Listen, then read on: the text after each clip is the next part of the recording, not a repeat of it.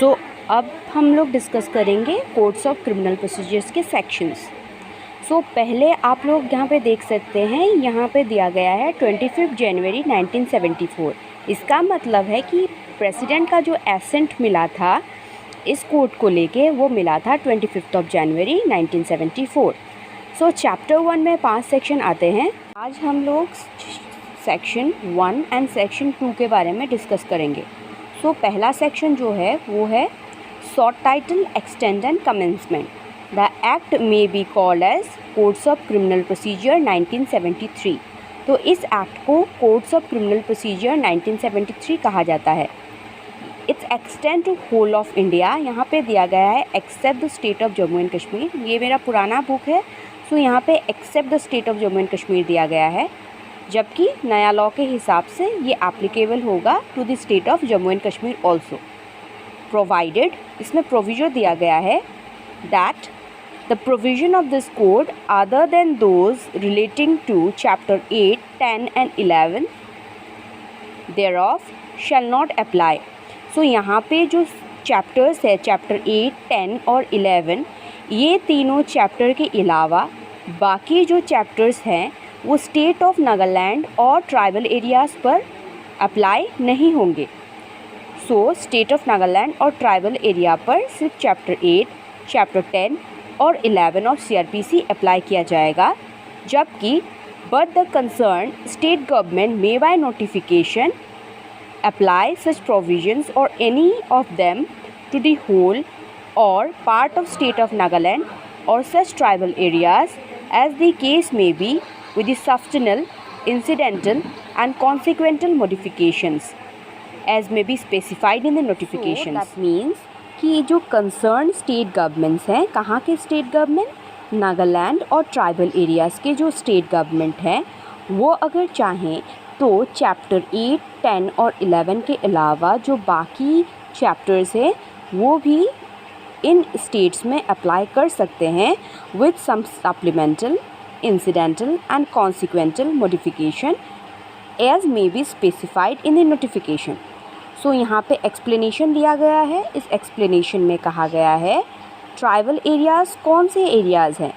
Tribal areas means the territories which immediately before 21st day of January 1972 were included in the tribal areas of Assam as referred to paragraph 20 of 6th schedule to the constitution other than those within the local limit of municipality of Shillong। यहाँ पे बताया गया है tribal areas कौन से areas होंगे जो 21 जनवरी 1972 से पहले जो ट्राइबल एरियाज़ ऑफ असम में इंक्लूड किया जाता था, वो ट्राइबल एरियाज़। एग्जाम्पल हम लोग बोल सकते हैं जैसे बोडोलैंड टेरिटरी हो गया या फिर आपका कार्बी आंगलोंग का टेरिटरी हो गया, ये जो है ये ट्राइबल एरियाज़ हो गए। एंड देन थर्ड क्लोज में दिया गया है it shall be come into force in first day of April 1974। CRPC force में कब आया था? First day of April 1974, but उसे एसेंट मिला था प्रेसिडेंट का 25 जनवरी 1974 को। सेकंड सेक्शन में हम लोग डेफिनेशंस के बारे में पढ़ेंगे, पर इसमें हम लोग इम्पॉर्टेंट डेफिनेशन से डिस्कस करेंगे क्योंकि इसमें बहुत सारे डेफिनेशंस दिए गए हैं, बट हम लोग जो इम्पॉर्टेंट है, जो समझने में प्रॉब्लम होगा, हम लोग सिर्फ वही डिस्कस करेंगे।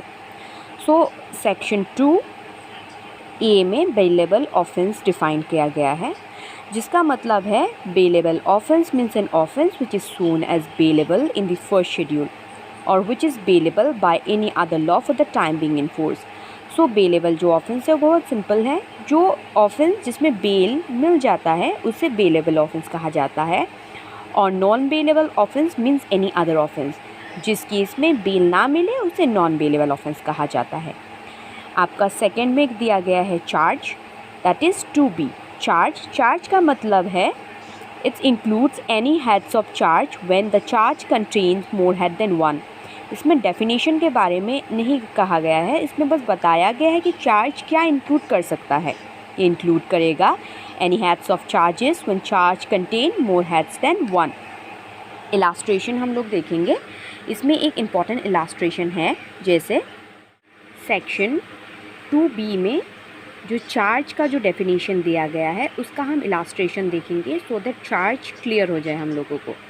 सो इलास्ट्रेशन में दिया गया है ए enter into B's house and commit theft hurt and mischief. Here A will be charge for theft hurt and mischief, that is 3 charges. ठीक है, इसमें जो है एक इंसान है जो बी के घर में घुसता है और वहाँ पे वो थेफ्ट कमिट करता है, थेफ्ट के साथ साथ वो किसी को चोट पहुँचा देता है तो हर्ट कमिट करता है और मिसचीव भी कमिट करता है। तो here A will be charge for, यहाँ पे ए को 3 चार्जेस लगेंगे, थेफ्ट का भी लगेगा, हर्ट का भी लगेगा और मिसचीव का लगेगा। If we combine 3 charges then it will be called heads of charge and the heads of charge will be called as charge. So यहाँ पे जो तीनों ऑफेंस किए गए हैं ए द्वारा, ये तीनों को कंबाइन करने से, तीनों चार्जेस को कंबाइन करने से भी ये चार्ज बनेगा और इसका जो हेड होगा, हेड्स ऑफ चार्जेस को भी चार्ज कहा जाएगा।